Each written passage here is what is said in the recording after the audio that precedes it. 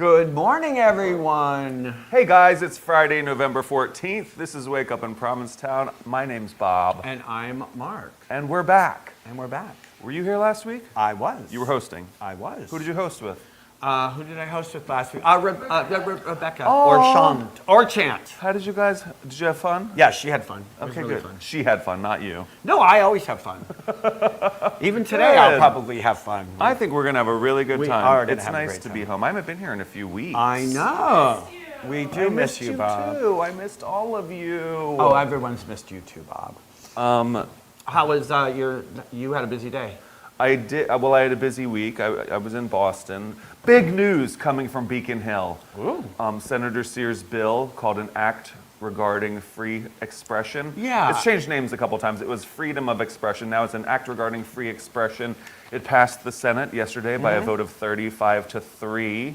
Almost along party lines, but it is bipartisan because one of those Republicans voted yes on it. So But that makes it bipartisan as long as long as as one of the four of them votes Okay. with the 36 Democrats, it's bipartisan.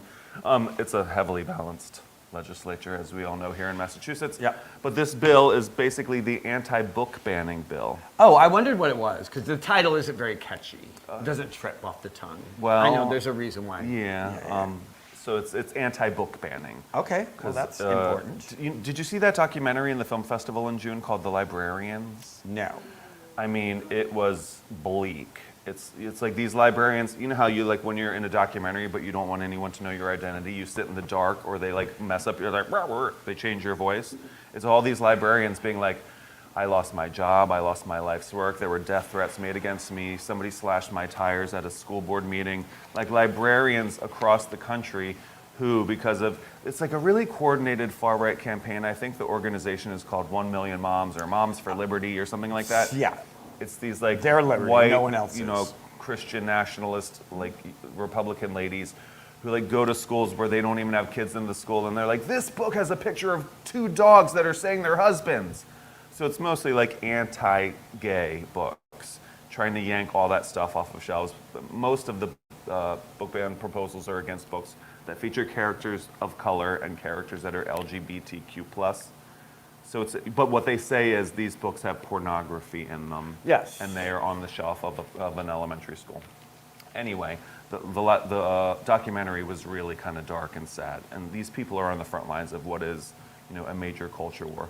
Anyway, you would think that here in bright blue Massachusetts, book bans might not be such a problem, but we are 4th in the nation in book ban attempts. Attempts. But isn't that a fun fact? It is a great fact. Well, it's also because of like Drag Queen Story Hours, which there was, we had that guest on here talking about how they had they were just like, this is a fun thing. And then they had the police were called. Yeah, people come in like ski masks and guns and like try to, scare a drag queen who's reading a book to kids. So yes, that happens. Dressed even up like here. a character. Right. It happens even here in Massachusetts. So the legislature, led by Senator Sear, decided to put a law in effect preventing such nonsense. And it passed yesterday. Does it have to go, when it prevents it, does it have to go through, so there's no going through a school board or going Oh, no, through, now by prevent it, I mean, it's just much harder for somebody to do like a frivolous book ban. Sure, Like okay. the books have to be chosen by like real library professionals. Yes, because is a profession. Yeah. Like they go to school for that. Yeah. It is like, they're not just like Miss Mary sitting behind a desk. Like Right. that is actually a profession that is trained, and so they know what they're doing. Yeah. And So like even if you wanted to try to ban a book, you would have to have read the whole thing. And they love to like take a sentence out and say this is objectionable. Of course. But it has to be in context of the whole piece of art. And the school board, the teacher, like everybody has to be involved in this process. So it's just going to be a lot harder for them to pull off this nonsense. good, because I think the majority of school boards and local town boards and councils and stuff, they just don't want the drama. Right. So if, Miss Gladys decides that this is objectionable to her, God forbid, somebody pick up a book and accidentally stumble across a line or whatever. That person has to prove that the book has no like educational or cultural value to the child. And you now have to have like a child in that school system of the age that that book is meant for. So this is specifically for school libraries, not for town libraries, or does No, it it's, cross it's over? both. Okay. So it's different, you know. Yeah. I mean, look, So- yay, thank God, but you know, I know. it's And crazy. the speech that he delivered on the floor of the Senate inspired. I helped write it. Did you? Yeah. All right. It's great. That's fun. I was like, I made him say that. Yeah, I made him say, he's my puppet. I can get him to say anything I want. No. Well, congratulations on that. That's exciting. Thank you. When it's So it was good a really news. good week at work. Great, great. And now you're back. Yeah. Is that mostly what you did this week? That is mostly what I did this Okay, week. well, that's a full week. Yeah. I Doing mean, good for the peoples. last weekend, I was in New York to see the Strangers with Candy cast reunion. They're so funny because it's Amy Sedaris, Stephen Colbert, and Paul Dinello. And they were like, 25 years ago this week, we were canceled. This is the 25th celebration of when we were canceled. It was one of those shows where they were like, we did 3 seasons. They never told us we were canceled. We went to the upfronts. Our show was not on the thing. And we're like, huh. Like, Must be a why do mistake. that to comic geniuses? You're doing that to comic geniuses. I mean, it's all, And that was Comedy Central. It wasn't even like a network, you know? ratings, obviously. I mean, it went on to become a hit. Well, I don't think it was a hit in real time No, as it's much as not. it was like afterwards. Right. Which, could they possibly, could Netflix pick it up and redo it today? Right. Possibly. No, No? you could not make that show today. Oh, Some right. of the stuff they say on it, Is not Is PC. so Well, inappropriate. South Park's getting away with it. that's true. So, and Kate McKinnon was the surprise moderator. Okay. And she was like, at what point did you realize that you had something, that you like were really moving people? And they were like, now, tonight. They're like, When we see all these fans. in Town Hall in New York City. Oh, well, that's cool. Yeah, it was super fun. Great. Let's make one here. We should. All right. Something super inappropriate. Almost canceled. I did Dune In last week. I Was heard our that that thing. was amazing. Yeah. It was well received. I know it's hard for you to say that I was in something that was amazing, but you can say it. No, I mean, I think it was very well received. I hope it has another life after these. We only did 4 shows. But it was, I think people really appreciated it and liked it. And I think Cody was very happy with, it was his first play that he had done that wasn't him, just him. And like having directing actors and et cetera, et cetera. So it was, there was challenges, but like at the end of the day, it was great. It was fun to actually like learn. No, it wasn't fun to learn lines. And I didn't learn all my lines. I colored around my lines. And he said that was okay. Okay. I'm certainly, don't give me Shakespeare. I'm not going to be off book exactly as written. But anyway, it was great. It was fun. And that was a fun thing. I had jury duty this week too, which was. Did you actually have to go? I did. I had postponed it enough, and they were going to send me to Barnstable, and I was like, "There's literally no bus. I don't have a car. There's no bus that would get me to Barnstable in time for 8 a.m. court thing." So I Right. was like, "This isn't going to work." And they're like, "Oh, you go to Orleans." I was like, "That I will do. If I have to, I'll get to Orleans." So it was. It's very, very small. And I tried to see, they were like, call the day before. And they're like, no, you got to go. So I went and I was like, at worst, it's good. This state has a law that is 1 day, 1 trial. So you go for the day, and if you don't get put on a trial, you're done for your 3-year thing. Or 1 trial, meaning you can only do this 1 trial, if you're chosen or whatever, selected. So, and this is traffic court, et cetera, or whatever. So it's like minor-ish stuff. But it was an interesting process because I'm like, my questionnaire was like, I've been arrested. I had the false police report filed against me. I was like, You have? yeah. I was like, they're never gonna pick me. And they brought me up, and I was like, oh, getting out of this. And the lawyer was like, so you claimed a false police report, and I said the whole thing. She's like, okay. And then I still had to do the thing, which I was glad to do because they really build you up. They show you a little video, and they're like, this is part of being an American. This is not the price, because this is what the privilege you have. 2 things: voting and sitting on a jury, to be a member of a jury to judge a person, et cetera.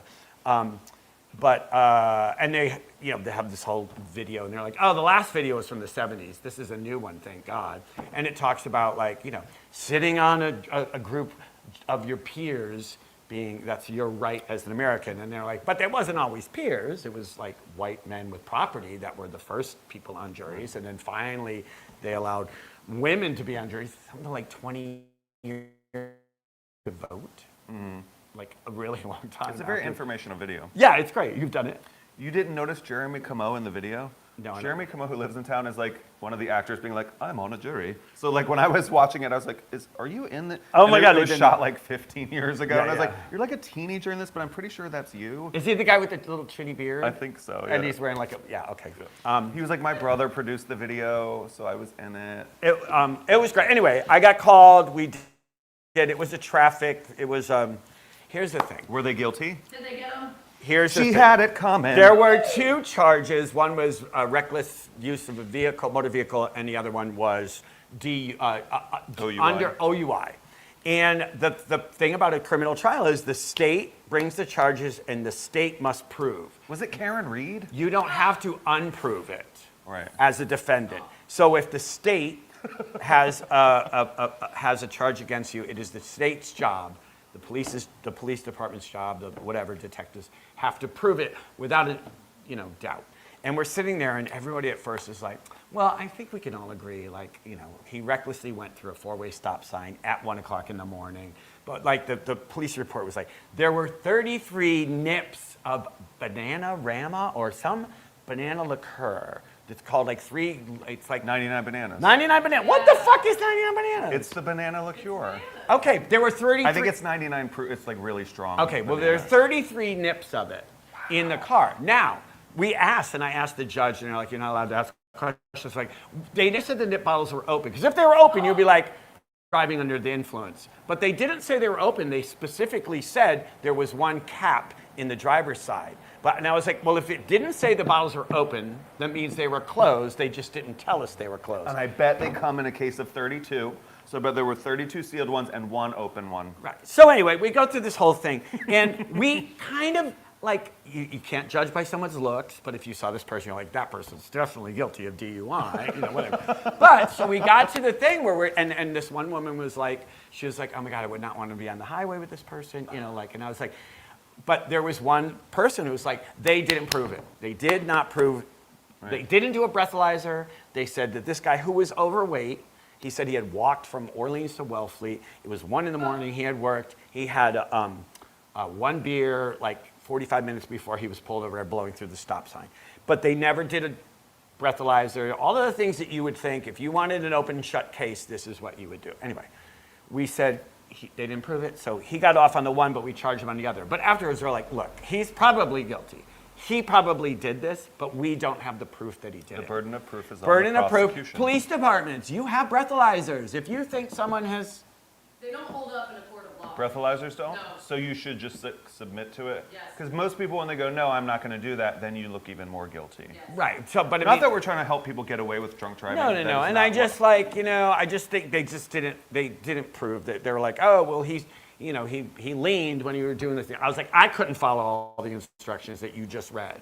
Mm-hmm. And this guy was like a heavy guy. He wasn't going to be able to stand. Anyway, that was a week. What a trial.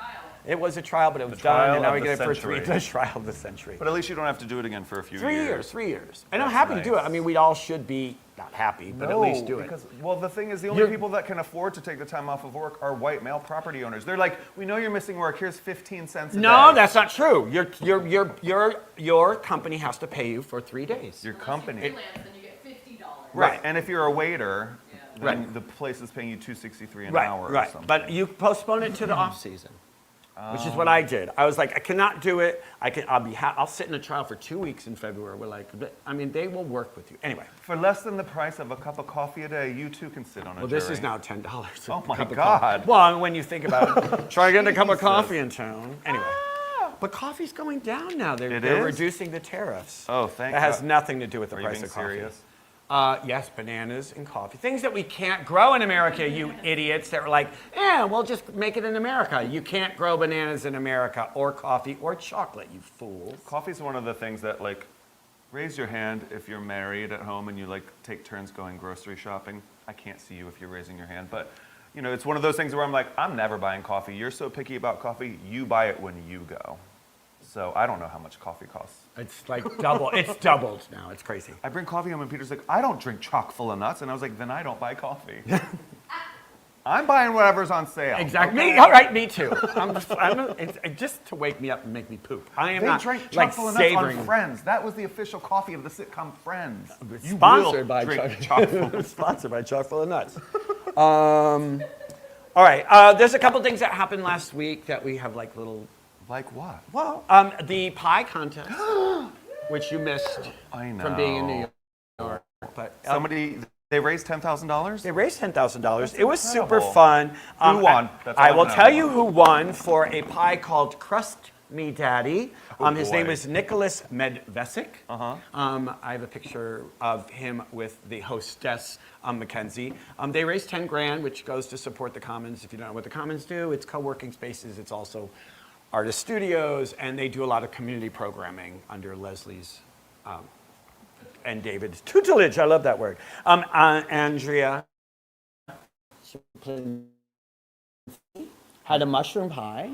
That was second place. I know there were a lot of savories, and I didn't get them. For overall pie, they like lump them all together? They were against each other. Because they used to do like best savory pie, best sweet pie. There was Back when I was a judge of Oh, this. yeah. Rose Wysocki was the mushroom pie. And then the best wine pairing was a Silence of the Lamb pie, which I really What's hope with all went the with punny pie went names? Chianti, though. I mean, I hope they served Chianti. That's the only thing that you could possibly serve with a Silence of the Lamb pie. You had better. Todd Westrick did that. But Todd's it a was great cook. super, super fun.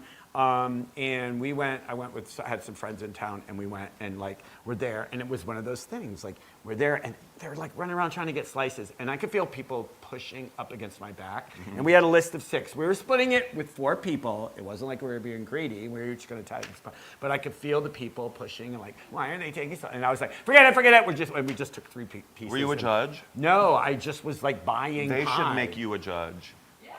Me, judgy? That's crazy. It's on brand. Yeah, it's very, very, very. Wait, it was also the Food and Wine Festival, right? It was the end of the food. That's like the last thing the Okay. Food and Wine Festival does. So now they're pairing wines with the pies. Yeah. I think That's the good. wines are sponsored or something. Yeah. This is such a good idea. Yeah, it's a great thing. So that was that. Mm-hmm. A couple things going on in town this week.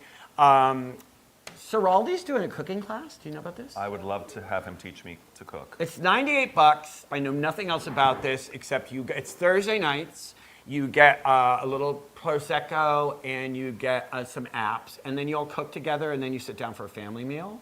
And $98 at Ciraldi's is cheap. So if you Because you're doubling as the prep cook. So and the show. No, but I mean, it's a cool thing to do in the off season. I think that last I chatted with him in their new space. I think they're open through New Year's, and then they're going to great. take a break or whatever. But it's like a fun thing. I would do that. Yeah, with a group of Every friends. Thursday until the end of the year? Every Thursday until the end of season is how it's quoted. But check out Ciraldi. I'm sure there's a page that you can look that up. But I thought that was fun.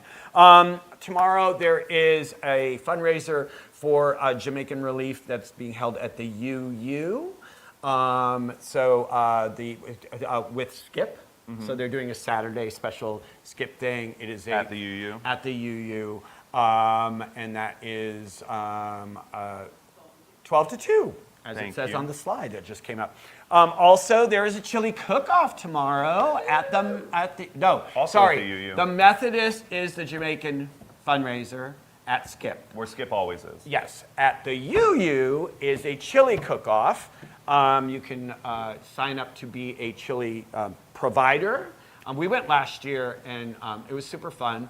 Do you get to basically taste You every go, chili? you go walk around the room with your chili, and just like at the pie contest, there's always a little person, and it's the same person. That's why I saw her last week at the pie contest. She literally is that person that's like tiny, so she wheels her way to the front of the line every time. So you're all orderly going around, and she's like, hi, oh, can I get?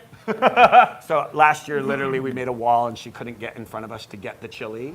There are so few benefits to being a tiny little old lady. Let her have. First of all, she's not old. Oh. She's young enough. It's Sam. She's saying it's Sam Warman. No, but it's just like wait in line, babes. You know, like we're all here, and it's a fun. Like, come on, especially if only little old ladies are allowed to cut the right. line. Like if it was a little old lady, I'd be fine with that. Okay. But all right. If you're making chili, you have to bring at least 6 quarts. I did see that. So like a nice big crock Crock pot, pot's yeah, worth yeah. of chili. It's fun because there's always like What do you win? It's a contest, isn't it? it's bragging rights. I don't know if there's like a prize, but you know, maybe there's a stash. I might submit a chili for Oh this. well, Yes. you better sign up quickly. You have to sign up? Yes, you sign up at the thing that's on the screen right now. Oh. There is a place to sign up at the UU. It is. There's that's going on tomorrow also, and you're probably not going to do this, but we're building the lobster pot tree tomorrow. That's tomorrow. Oh my God, Crystal Popko, I owe you a text message. And That's she would tomorrow. probably say, "Hey Bob, we're building the tree." She did. She told me when it was, and I remember thinking when I saw the text message, I will be in town that Saturday. Well, That's tomorrow. Tomorrow, 10 a.m. 10 a.m. Yeah, come on, we'll have fun. Okay, fine. Oh yeah, that'll be fun for us. Today's clamming too. I know. Are you going? Low tide is at 11:30. 11:40.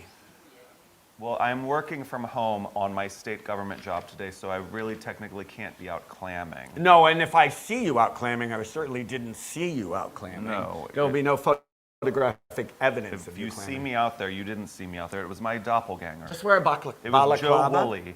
Oh yes, Joe Woolley's out there on the flats. So that's a lot going on in clamming. The lighting of the monument is You coming mean up. lighting up of the hill? Of the hill in two Controversy. 2 weeks. Why is it a controversy? It was just Frank Vasello from Relish on the community space being like, why are they renaming this? Well, it's called the lighting of the monument, and that's what it's called. I love Frank. I love people that do this.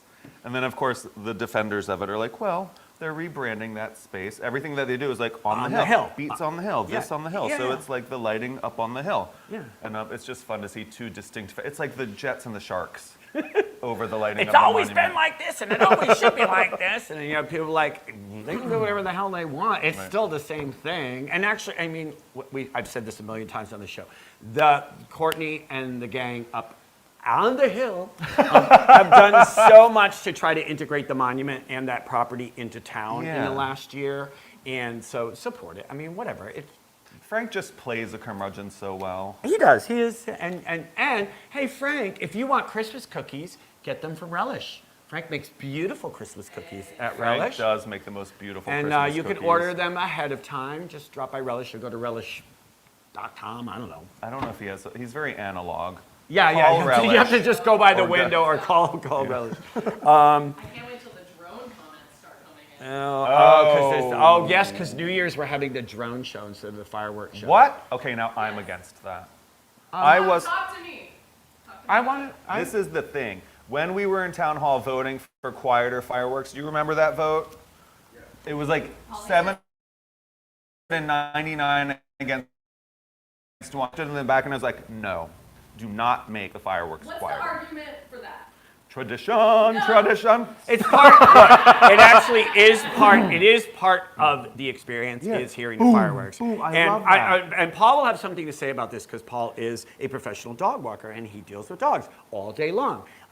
That I'm sorry that your dog is uncomfortable for 45 minutes twice a year. Right. 4th of July and New Year's. Oh, you're on my side. I am 100%. Then why did you vote for this? I stood in the back to make sure. I was like, Because they're nobody? quieter. There's no such thing as quiet fireworks. They still make a sound. Mm-hmm. They explode. They make a sound. It's just that they don't have to pack it with powder to make boom, like percussive sounds, Mm-hmm. but they do make a sound. So everyone's like, they still make noise. I was like, they have to. Are you on the side against it because of animals? I want to do a drone show. They are doing a drone show on New Year's. But I'm on that side for the animals, for the PTSD survivors, and also because it's fun. And like, what waste do we have after a drone show? We don't have to litter the bay with all of that fireworks shit. And Fine. give me a good argument for fireworks, aside for tradition. I don't They have look one. they're beautiful and they look amazing. Yeah. So do drones. I have yet to see if they do. They actually do. Yeah, they're okay. They're fine. No, they're it's fine. really cool. You know. Because they can like do designs and stuff. Sure. You have to charge those. You have to charge those batteries. You have to Those light- disposable batteries. No, I'm just kidding. I mean, if we're going like, which No, is Sam's perfect. right. There's not a good argument. I'm making a stupid argument, but it's still my argument. Yeah. I like fireworks, but tell me a good argument. Is that they are thousands of years old, and they bring everyone together. And I hope the drone show is amazing, and it probably will be. I don't know if it's cheaper. Maybe it's cheaper. It should be cheaper. It's a little bit cheaper. Yeah, because it's a reusable resource. So it's not like you have to spend $500 on this shell that is gone. Like you're renting the drones for that day.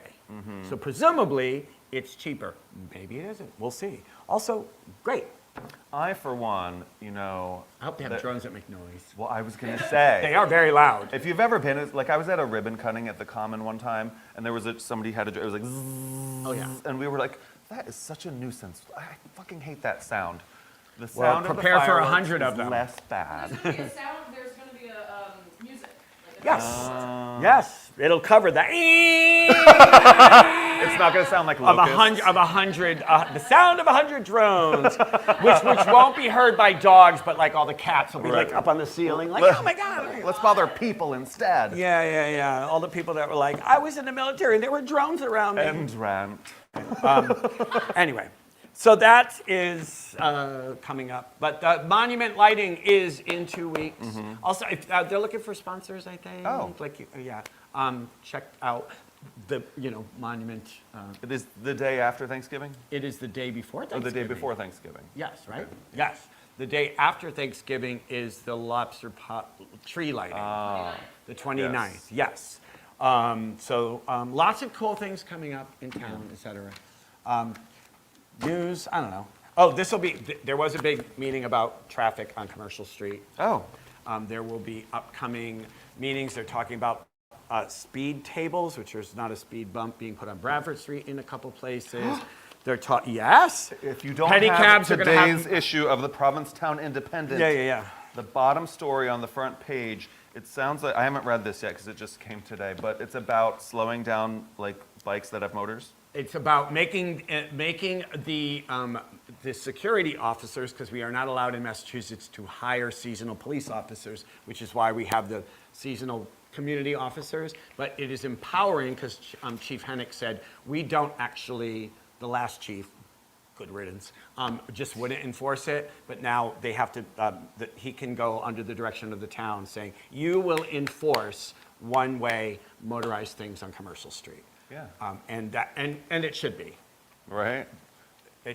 And also capping pedicabs. There's a lot of things going on. If you care about this stuff, get the Independent, follow the town website because there are going to be things that we're voting on and stuff. I'm sorry, I know some people who drive pedicabs and I know some jerks. Yeah. And I know that somebody flipped a pedicab, and my friend was just saying that. She was like, you didn't hear about this? I was like, no, I didn't hear about this. They buried that one right quick. Well, it wasn't, the paper didn't even know about it. Because probably nobody filed, well, he's not gonna file a report. Right. But just came down the hill barreling and just flipped a corner and the people fell out, somebody broke their leg. Oh my God. Yeah, it was like a Lawsuit. thing. Yeah, but also. Is that high season? Yes, but in the fall. I don't know. Katie Pensademus, tell me who that was. It was your friend. If you know who that was in the comments, type now. Anyway, Call so us now. they do and also there were complaints about, and I was in a pedicab one time all summer, and that guy shook us down. We all got out because we were late, and my friend was like, I want to take us on a pedicab. We're like, okay, then you deal with it. And that guy charged him $50 to go from the wine shop to where Mitch lives, at the end of Bradford Street, charged $50. And my friend paid it because he thought that's what it cost. I was like, you're kidding me. And that guy was like, oh, and I was like, no.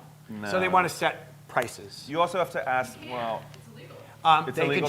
They can change the law. It's a town bylaw. So the town can change the bylaw that says a pedicab will charge you X because number they of had to, dollars. remember back when there were only cabs, there was a cab is $6 from the airport to town. Yeah. There was a set number for, or within town it was this Right. per person. I mean, pedicabs, I have just gotten in the habit of being like, what is this going to cost me before I get on Yeah. it? Because they will shake you down. Yeah, because it used to be you just went in a pedicab and you're like, here's $10, and it was cash, and that person was happy. And now and I've heard them argue with people. Yeah. You're like, I gave you $20 to go from the boat slip to the wine shop. Right.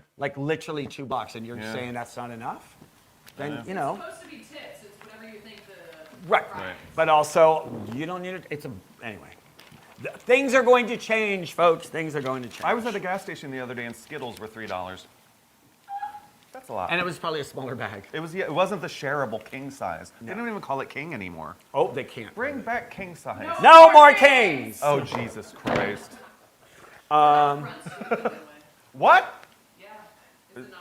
Is that real? It's about Front Street gone because someone had bought the building. That's, I'm going to invest. We'll be back next Friday. Well, I'm going to tell you what I find out before next Friday since you're hosting next Friday. yeah, I very much. I don't think so. No. Okay, great. I feel like everything else in town, a rumor happened, and because I heard that Front Street was going to become a spa Oh my God. by the new owner, and that's bullshit. First of all, they would never even allow that to be licensed that way. You know what I mean? Like they're going to be like, well, anyway. We're going to find out for you. Yeah, we're going to find out, and also like we all hear the rumors about everything, and sometimes it's just fun to watch the rumor mill happen. You know why the governor of Bradford is closing? They did not raise their rent. They did not raise their rent. The corporate overlords did not kick out the people from the governor of Bradford. Their lease was up. The business partners said we're not making enough money, and that's why the governor of Bradford. There were rumors. Yeah, of course there were rumors that the corporate. It isn't. We are here to dispel false rumors. This is not a gossip show. This is a truth fact-finding show. That's a lie. Now.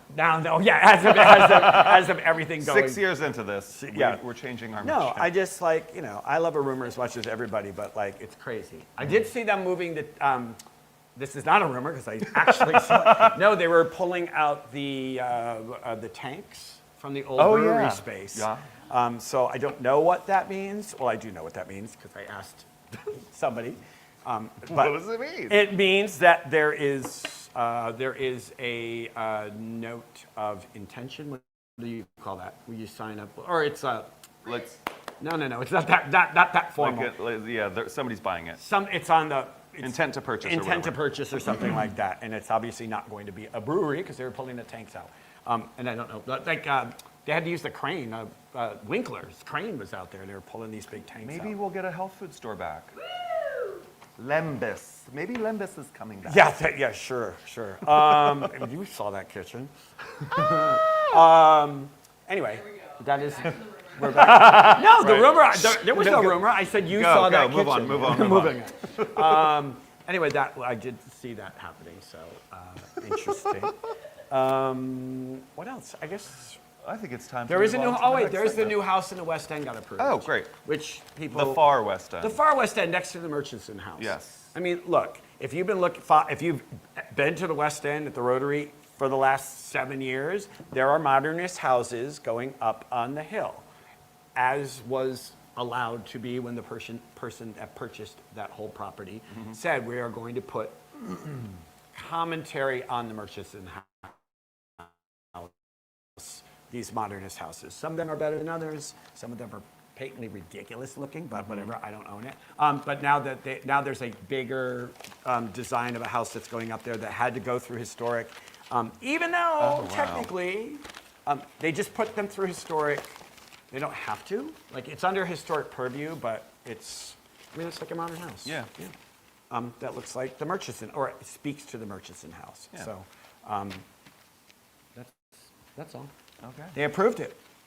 Even our I think it's spectacular. I wouldn't say to change a thing about it, said Chairman John Dowd, who we know has a lot of opinions about what should change and what should not change. So, yeah. Good for her. Good for her. Also, one last thing. We are, for Pink Friday, producing a episode that highlights businesses that are participating in Pink Friday. The holiday shopping guide. Holiday shopping guide with the PBG. We are putting that together. So today's the last day to drop off stuff at the PBG office between 10 and 4. If you want to participate in that, we ask that you provide, go to the PPG website because Carmen sent me a thing. Provincetown.org. Provincetown.org.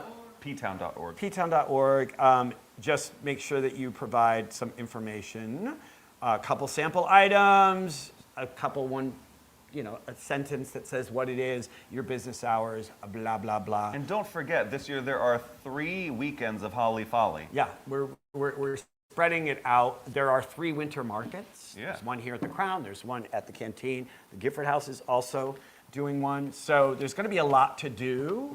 There's a million shows on the weekend of the 6th, as there always is. Literally on the weekend of the 13th, there's a brand new Christmas spectacular What? happening at Red Room, hosted by me and Yaron. Yaron will be the musical director. I'm the host. The vibe we're going for is 70s variety show. There will be singers and dancers and acrobats and... You're going to have a busy day that day. I know, I'm going to have a very busy day that day. Why? There's like some surprise guests, some guests that we can name. We're going to tell you all about it before that weekend comes to pass, but we're so excited. Yaron called me and he was like, they're adding all these weekends of Holly Folly, but like we, those of us who live here, have to create the programming. And I was like, you're damn right, Yaron. Well, speaking of creating programming, now that you brought it up, so on the Saturday the 13th, snow day is on the 14th. You, Paul, many other people, Sam, other people, we are producing. We, meaning the Commons and I, are producing a version of Christmas Carol, a progressive version of Christmas Carol, progressive in every sense of the word. Cody Sullivan wrote the completely modernized script. It's progressive in that we are going to different locations in town. So it is a walking tour of the Christmas Carol. It'll be happening throughout the day on the 13th. You can, the website will go live over the next week. It's $10. The money goes to support this as an ongoing endeavor because we want to do it every year. There's going to be 27 people in this cast. Wow. But you won't see all of them because we have, you follow a cast to these different locations.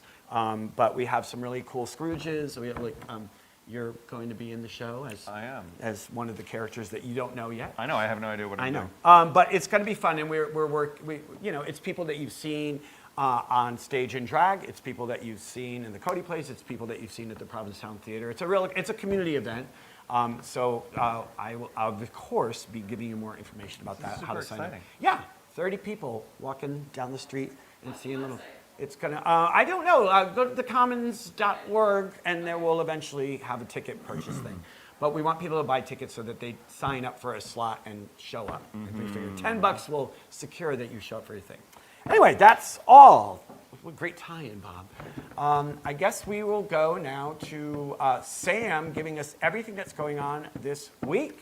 Hey, take it away, Sam. Good morning, everyone, and welcome to the Wake Up Weekly Roundup with me, Sam Sewell, for the week of November 14th through November 20th, giving you the highlights of what is going on in this lovely, lovely fall week. Starting off on Saturday, get your chili on at the P-Town Chili Cook-Off at the Unitarian Universalist Meeting House. It's $10 per person, and it's from 5 to 7 p.m. So come and join them for some delicious chili. And then you can talk all about it at home for the holidays over at the Provincetown Theater, where everyone can tell at the William Tell. This is on at 7 p.m. And if you tell a story, you might get a chance to win a t-shirt. And you get to experience some live music too. Speaking of music, head on back to the Provincetown Brewing Company at the Crown and Anchor for Josh, Hillary, and Jake giving you Strut from 8 to 11 p.m. Shout out to my fellow Mitch, Hillary, because we've been rehearsing like mad to bring you into the woods, so I'll be hitting you with that next week. But in the meantime, check them all out at Strut. Then on Sunday's shaping up to be very sapphic, starting at the Water's Edge Cinema. They're playing some sapphic cinema for their series, and this time they are playing Saving Face. They have a reception at 10 a.m., and the movie starts at 11 a.m. Check out this sapphic cinema classic. And if that wasn't enough, you can head on over to Vexed, because the Pilgrim House is producing a townie show at 3 p.m., so all townies are free. So go check out what the crew with Tori has produced over at the Pilgrim House. And if you want to further your journey into Oz, you can head on over to the Gifford House afterwards and celebrate Wicked for Good with a screening of Wicked Part 1. And you get some exclusive cocktails, merch, and a chance to win an advanced screening of the film Wicked Part 2. So go wear pink and green and get your sapphic Wicked on Sunday. That's what that's for. Then fast forwarding to Thursday, speaking of movies, Two Queens in a Movie is playing Drop Dead Gorgeous over at the Crown and Anchor, hosted by Liza Lott and Anita Cocktail. That's at 6:30 p.m., also with no cover. And also that night over at the Provincetown Theater, congratulations, Merit Break Legs, because they are presenting a Christmas Carol adaptation, and I hear this one is going to be great. That cast is strong, so go check that out. Upcoming playwriting is on my brain because I want to give you this special scoop that Paula Vogel's holding a playwriting crash course Saturday, November 22nd at 1 p.m. over at the Wellfleet Public Library. And if you don't know who Paula Vogel is, go and do some research because you will not be my friend until you know. And upcoming Pink Friday, get your holiday shopping on in Provincetown on November 28th. Support small, support local, support LGBTQ plus owned, in person or online. So go check them out at ptown.org/Pink Friday. I can't wait to see what our episode shapes to be like. As always, if you have anything, please email me at wakeuproundup@gmail.com or at me at wakeuproundup. I have a ton of cold winter gear, so I'll be out on the streets walking around with all of my mittens and scarves and everything. So I will see you out there as the weather changes. Stay warm.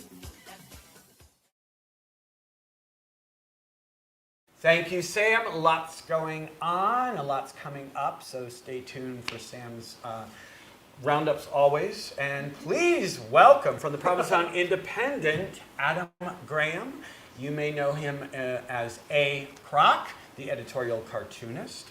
Thanks for coming on today, Adam. Thanks for having me. So you've been with the Independent from the beginning. From day one, yeah, about 6 years ago, 2019, I think first issue was in September. It was a digital issue, online only, yeah. Oh, right, that's right. Where were you before that? I didn't do any cartooning before that. I mean, well, I've done characters as a street artist, so I had a lot of experience doing cartoons, but not editorial cartooning. And you're a fine artist otherwise. That's why I came up to Provincetown, was to study painting at the Cape Cod School of Art and the Hinchy method of impressionist painting. Yeah. Where did you come from? New Orleans. That's my hometown. Oh, wow. Yeah. I don't hear any accent. Did you bury it? Or we haven't spoken enough to hear it. It's worn off. I've been here for 26 years. Oh, okay. Give him a shot of 99 bananas and you'll hear what he sounds like. So 26 years ago, you came to be a fine artist, and Yes. over the years, you did that, and you still are. Still do that, yeah. And then, what made you get involved with the paper? Did they actively seek an editorial cartoonist? They actually contacted me. Oh. Yeah, actually, I don't know if this is the reason they contacted me. I imagine it's the reason they contacted me. But Kai Potter, he's written for the Independent, and he used to write for the Banner. And when they were putting together the Independent, they kind of had to do it kind of hush-hush because Ed was still the editor at the Banner. And so maybe like 6 months prior, Kai was telling me that, because I knew him, he dated my girlfriend's sister at the time. And he was saying that, I said, well, what you working on, Kai? And he's like, well, I got this top secret thing I got to work on, it's hush hush. And anyway, fast forward to August of 2019, and Teresa Parker, she reaches out to me via email by Kai's referral. And the only reason that I think that that Kai had recommended me was because I'd done a little birthday card for his girlfriend, Danielle at the time, and it was a cartoon. And that's it. That's the only reason I think that I got the referral. I forgot that it was so hush-hush that they launched that newspaper sort of coming up from... They were all working at another one together, and it was like sneaking out the back with all the paper. Well, because that paper had become garbage, essentially. So they just wanted an independent newspaper, which is what it is, which means that you can print an editorial cartoon without having a corporate overlord saying, no, you can't make fun of that. Have you ever submitted something where they were like, oh, that's touchy, we better not? Oh, for sure, yeah. It's like every week I'm in dialogue with Ed and Teresa, and when it goes well, I have an idea, I execute it, they say it looks good, there's no edits, but there's always a conversation about whether or not the idea is getting across, whether or not it's being appropriate and sensitive to the issues being addressed. And it's honestly, it's rarely about making something funny. It's usually, which is a little bit ironic. You know, you look at a cartoon, you think, oh, well, I'm supposed to get a laugh out of this, but that's like a gag comic. The editorial comic is more interested in making a point. It is drawing awareness, attention to an issue, an idea. And through a piece of through what one would read, be like, I don't want to read that article, but I'm gonna like read that. I'm gonna look at that image, and I think that like the history of cartooning in newspaper publications goes back all the way back, right? Like it was always a way to people who were not as literate, Right. or whatever, Yep. Absolutely. like showing something in a manner that for the masses, and I don't mean that in a negative, just to be like everyone can see that and get that visual and know what it is. It's actually got a pretty spotty history because in the 1800s, there are newspapers all over the place, and cartoonists were hired to speak to people that couldn't read. They could make a point, they could drive an issue with just the images, and it was really used for propaganda. I mean, it was like there's a lot of like really immoral cartoonists in the 1800s. But yeah, that's the idea. And do you find that with like I look at your work every week, and I'm always like it always is embarrassing. You're like, I don't get it. Like, Right. It's like a New Yorker cartoon. Yeah. You're like, I don't get it. Yeah, And then you yeah, feel like an idiot. But Yeah. I mean, yours is approachable, or should be approachable to anybody. Even your like little snarky, backhanded little comments that like the side character says or something like that is pertinent to what's either going on in the country or locally. And I like that a lot of it's hyper local. Are you more inspired from hyper local things or from like the general We world? we try to make it as local as possible, but sometimes what's going on nationally or in the world impacts us locally. You know, it's really hard to ignore what's happening politically right now, and I almost feel like it's a dereliction of duty not to call that out sometimes.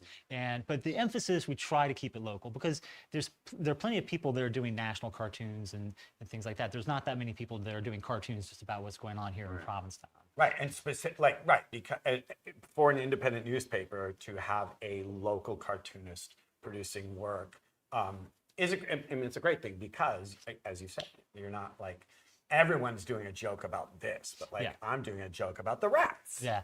But and actually, you'll even see what this phenomenon with cartoons where they're the lowest hanging fruit type of idea. You'll see the same idea repeated by multiple cartoonists, and it's happening in real time. So they're not like copying each other. Right. It's just this is the easiest idea to go for.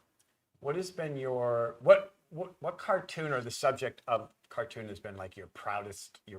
Like this, like I could retire tomorrow and I have created this piece of art and like I stand by it. The next one. Oh, I haven't done it yet. Yeah. Okay, I love that. What's been your worst? Like, what's the one that you're like, oh God, that should have been buried? Luckily, there's not too many of those because Ed and Teresa are really good about, doing quality control, right? They'll tell me, oh, that's not very funny. Can we punch it up a little bit, or that doesn't quite make sense? And so by the time that the cartoon makes it to the page, it's been thoroughly vetted and edited and talked out. So I don't think that there are a lot of cartoons. I mean, there've been a few where I felt like maybe we neutered them by editing them to making them a little more palatable. They could have been a little punchier, but I don't have any cartoons I regret. So in the editorial process, do you have to like redraw all of the art, or is it more like what's in Do you submit an idea before you've ever started drawing? Yeah. Generally, it's like I wait until the last minute because sometimes I want to address something that's happening and in the news, and sometimes news events, like the idea that I have on Friday, by the time Monday or Tuesday rolls around, the event has changed and the cartoon's not relevant anymore. That's happened a number of times. So I generally wait till about Monday before I come up with my idea. Well, I'll have a sense of what I want to do, and then I'll pitch the idea to Ed, Teresa. Maybe I'll come up with a sketch, and then they'll get back to me and they'll say, "That's great, go ahead and do that." Or it's like, "We don't know about that. What else do you got?" And then Tuesday I'll spend the whole day drawing the cartoon. It only takes actually a couple hours to draw the cartoon, color it. Most of the time is spent on the idea. And in fact, the cartoonists say that we get paid for the think, not the ink. Yeah. So it's just a couple, from the brain to the page is, there's a couple days of gestation and like going back and forth with them, and then you're like, okay, I got it. Yeah, the art is really kind of almost the least of it, really. And so, yeah, sometimes I'll have to redraw the entire thing or redraw some substantial part of it. But, it really doesn't take that much time to draw something. It's knowing what to draw. That's the challenge. Now, do you find that politics and news informs your personal art as well? No, yeah, I try and keep. So you have an outlet for that.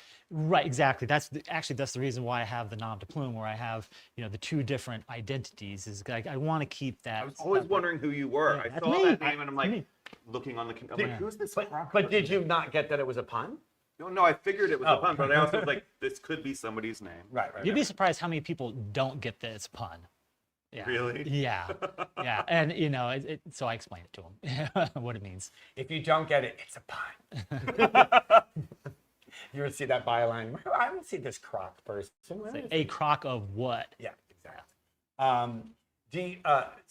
So on a regular basis, so you paint as a landscape artist, so that's your like fine art, Right? And your outlet. Right. But but so I'd always done characters. My parents were both street artists, and so I became a street artist once I got out of high school, and I did characters on the street. So I've always done cartoons and characters, and I noticed that the cartooning will creep into the painting sometimes, and that's not really what I'm going for with the painting, right? And so it's really helpful to have the two different disciplines, have them distinct, because apparently I have some urge to do cartoons and characters and satirical artwork, but then I also have the urge to do something more pure. So I like keeping the two things separate. Sure. And if I don't keep them separate, they kind of like bleed into each other. Like Charlie Brown on a Sunset. Well, like there is Gaston Lacombe has his art colony podcast, and one of the episodes was the history of street artists in Provincetown, because it was like a business. Like you could go into Whalers Wharf at the time, and there were different.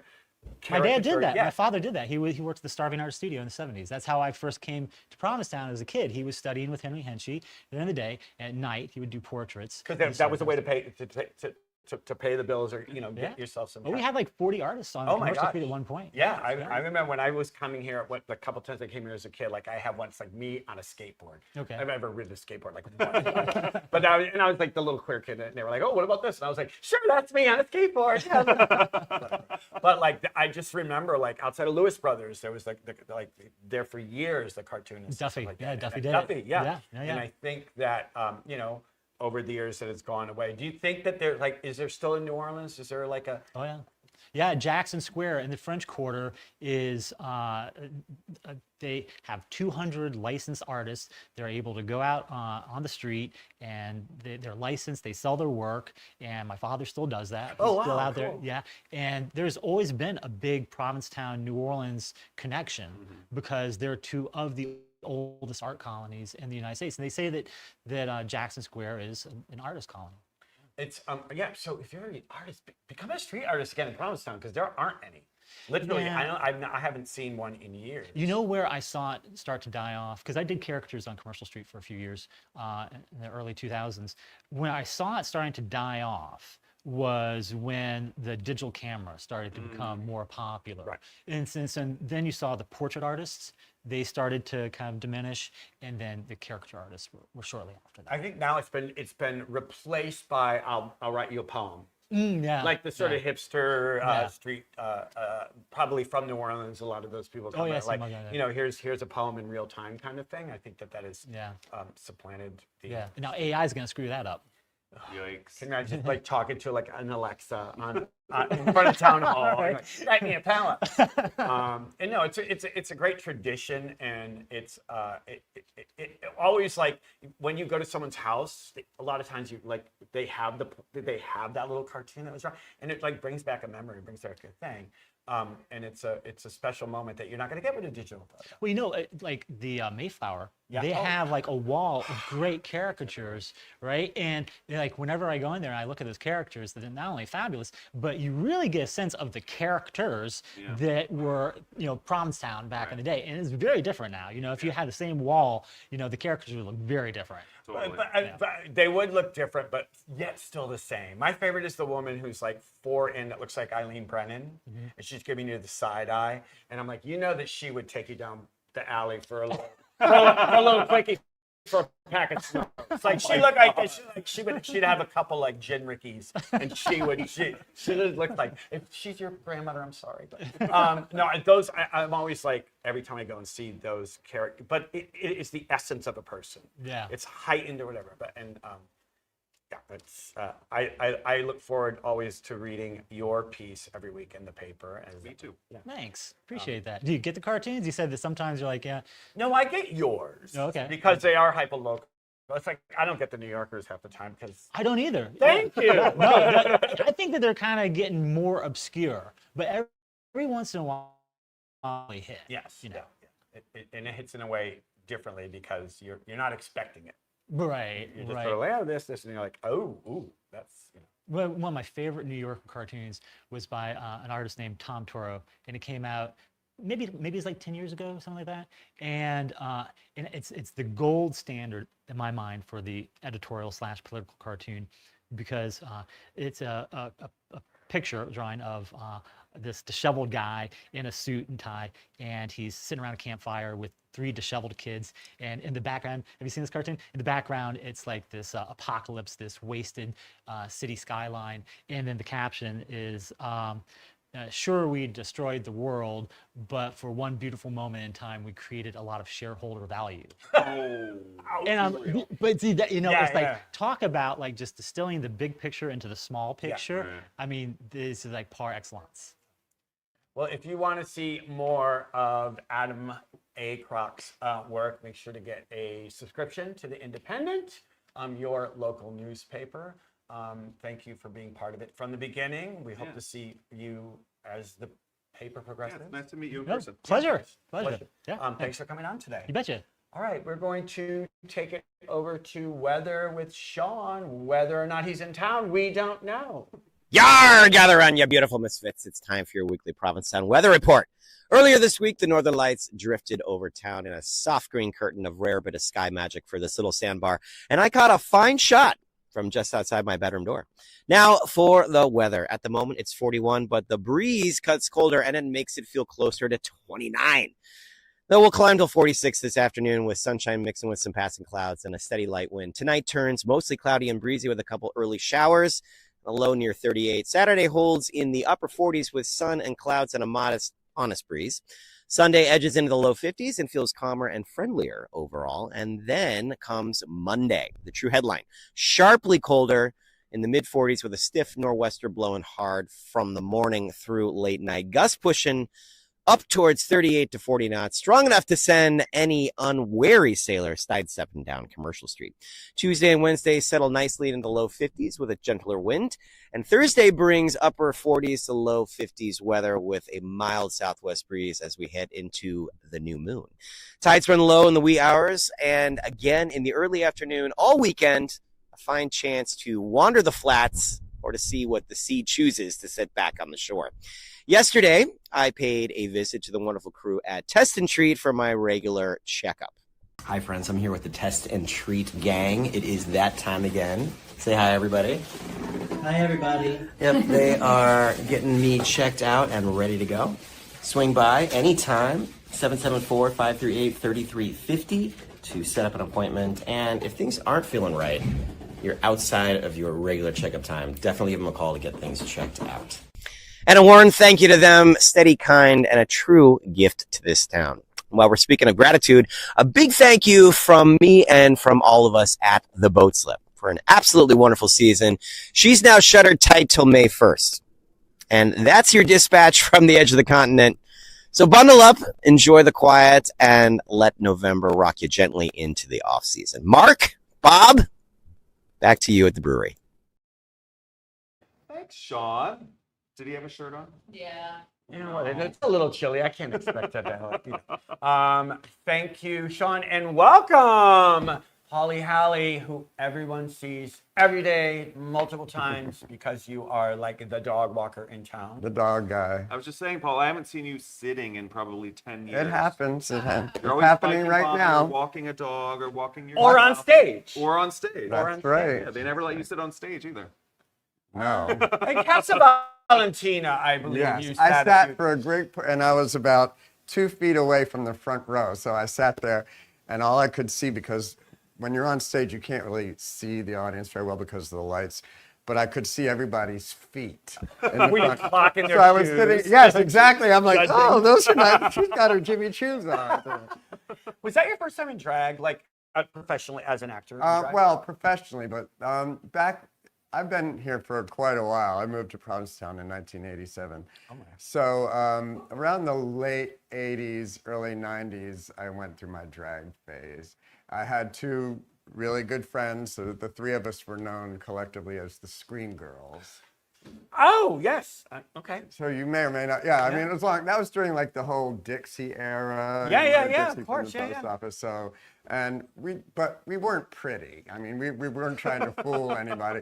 We specialized in what we used to call hag drag. Mm-hmm. So, you know, we would like get dolled up in the middle of the afternoon and walk down Commercial Street and just terrorize everybody. Yes, and that was something that's like obviously everyone has to work harder now to make money in order to live here. But like back in the day, now it's mostly tourists that do that. But back in the day, like we'd throw on a ridiculous outfit and just like, just for the hell of it. go- Yeah, I mean, show up at pizza or for whatever. sure. Yeah. Yeah, for no reason whatsoever. And back then, like if someone said, "Oh, we're getting dressed up," it didn't mean like putting on nice clothes. Right. Like it wasn't a party unless there was at least one drag queen there. So.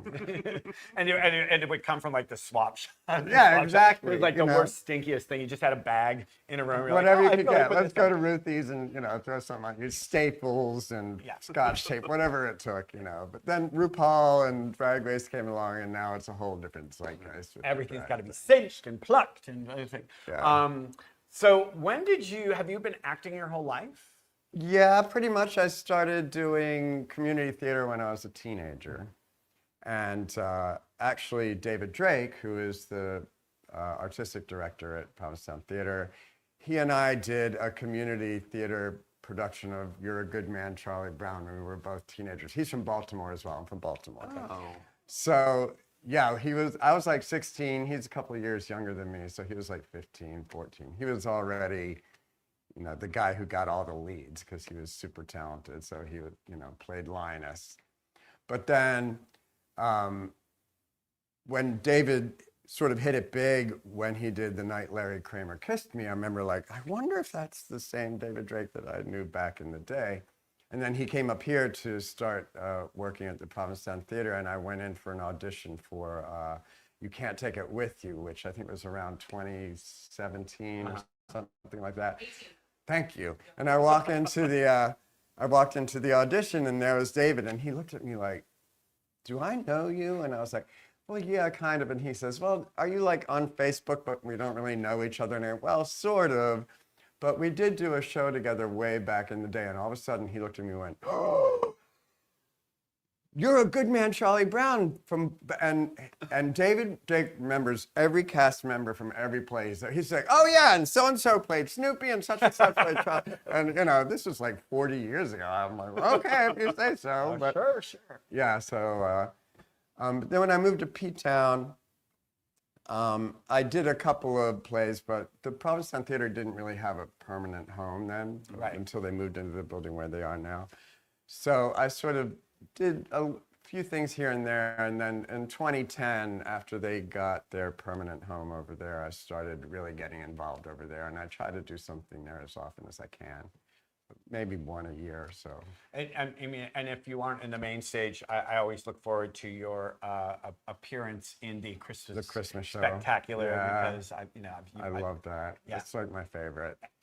And you will do like a full 4-minute monologue with all of the characters and stuff like Yeah, that. my favorite thing to do, which I'll probably do again this year because I don't really have time to work on anything new, is The Grinch, the original book that was written by Dr. Seuss. So it's about a 7-minute monologue. Yeah, But I love it. Of all the things that I do on stage, I would say The Grinch is probably my favorite thing to do of all. Yeah. Has Christmas always been your favorite holiday? No, I'm not a Christmas person at all. No. hence the Grinch. Yeah. And I'm actually been cast in the current production at the theater. They're doing an adaptation of A Christmas Carol. And I landed the lead. I got Scrooge. Oh, I thought you were playing So- Carol. That's Cody's version. Yeah. So the way this play is done is sort of a traveling troupe. Right, exactly. play in a I mean, play. everyone knows the story of A Christmas Carol, so you kind of want to find a new way to present it that will be interesting. So this adaptation, we are a traveling group of thespians who've arrived here at this town to do the play of A Christmas Carol. So we arrive here, and as we're getting ready to do it, we realize that we're missing some actors. We don't have a Tiny Tim. We don't have a Scrooge. So we have to sort of figure out how we're going to do this. I don't want to give too much away, but hilarity ensues. And then, of course, you know, we get right into the story, which everyone knows of Christmas Carol. The best thing about Christmas Carol is have you ever read it? It's such like a great, piece on its own. But yes, everyone knows the story. Everyone can be inspired by the story because you already come in with that preconceived, like, I know what's going to happen, but it's always fun to see what spin How people it's put gonna on be it. done. So, yeah. Right.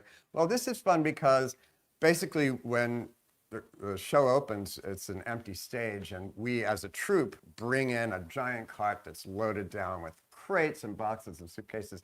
So everything that's in the play, all the set pieces, all of the props and costumes, all come out of this cart and out of these boxes and all. So it's all right in front of the audience. So they'll see us as a group creating, the offices or the homes of, Bob Cratchit's house or whatever. So it all happens right in front of the audience. So And that also keeps you engaged throughout the show. You're not like sitting backstage being like, oh, my scene's not for like, you're like in it the whole time. it's a huge cast. We have 17 people, and it's like, I don't want to compare us to Hamilton, but if you've ever seen Hamilton, you know that the kids in the chorus never stop moving. They're moving sets, they're doing this, they're doing the other, they're constantly in motion. And that's what's happening with the ensemble during this, is they're constantly moving pieces around and building while the action is happening. Who were some of your co-stars in it? Oh, it's everyone in town, 17 people. We've got Jennifer Cabral, of course, and her husband Ian is in it. Everyone knows Brett, speaking of the pedicabs, he's the one who does the Pedicab for Good, where he donates all of his money to local charities. He's in it.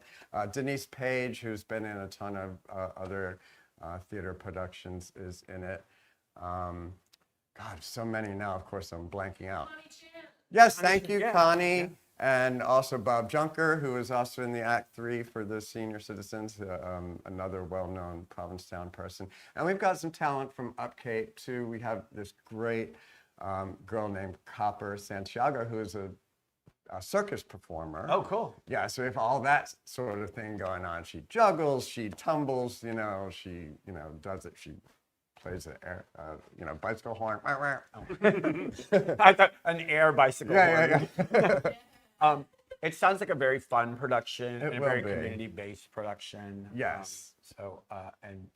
As always, everything at the Provincetown Theater is entertaining and engaging. It's like a family up there. Yeah. Well, this one is very much so a community. Because they do really polished, very well-produced plays. I mean, Angels in America was amazing. Brilliant. Vanya, Sonia, Masha, and Spike was incredible. Casa Valentina. Yeah, thank you. Yeah. This one, it's a lot of people from the community with different skill levels and different skill sets, which I love because I love community theater and I love to bring everyone in You know, I think theater is best when it's really inclusive, and also, you know, it brings the audience knows everyone up there on stage, so they enjoy doing it. It's already a warm feeling when you come in. You're like, oh my Right. God, you know, my barista also can Right, the cashier at the Stop and Shop. Oh my God. And you know, my big thing with this show and with things like with is community, because without community, this place is just a rich beach town that, you know, who cares? Right. And so community theater, what we're doing with the Christmas Carol, our walking thing is also community-based. It's just like supporting each other, highlighting what everyone brings to the table as a community. And, you know, there's challenges here, but also the joys of the holiday season and seeing your neighbors perform. Right. It's also fun from our perspective, being on stage, because like I said, I love the community aspect of it, but I love to watch people who come into this, and it takes cojones to do this, like, you know, to get up on a stage in front of people and do it all. So I love seeing people who come in and maybe have never done theater or haven't done very much, and at the beginning of the process they're sort of timid and, you know, they're not really projecting, but then as the process continues and their confidence builds and they, you know, start to realize how it all works, and by the end of the production they're like, you know, Shakespeare, diaphragmatic breathing, and they can't wait to do the next project. You know, I've seen like teenagers who come in and they're really super shy about it, and by the end of it, like especially boys, teenage boys, by the time they're done, like they realize they go back to school and like the girls are like, oh, really? Because now you have a personality that Right, you're and able to it explore. instills confidence, and so I love all that whole aspect of it all. Too. And the show runs from when to when? We open a week from yesterday. Oh, yeah. Oh my God, it's the 20th, and we do Thursday, Friday, Saturday nights, and Sunday matinees. No performance on Thanksgiving. That runs through December 6th, I believe. Yeah, So starting next Thursday, the weekend before Thanksgiving. Yep. Yeah, the 20th. Oh my God. So check. I know, you got a week. So get tickets for the Provincetown Theater production of A Christmas Carol. Provincetown Theater, all one word, .org. Yep. Thank you. And then you'll be able to see Paul a week later in Christmas Carol Going throughout back to do it. town. Cool. So it's going to be a lot of fun. Yeah, So it should be. yeah. Anything by Cody Sullivan is awesome, so Genius. definitely look forward to that. Yeah. So thank you for coming on the show today. I thanks look for forward to having me. seeing It was a you. blast. We'll be seeing a lot of each other soon. That's right. And also next week, Hillary, Tamar, and Sam Sewell will be co-hosting the show. So we look forward to that. And I think we've done it, right? I think we'd better thank our sponsors, the Provincetown Brewing Company, the Provincetown Business Guild, the Provincetown Television, the Crown and Anchor, the Boat Slip, and the P-Town Inn. Yeah, and that's everything. Thanks for tuning in today. Thanks for waking up in Provincetown. Wherever you are. And we'll see you next Friday. Bye.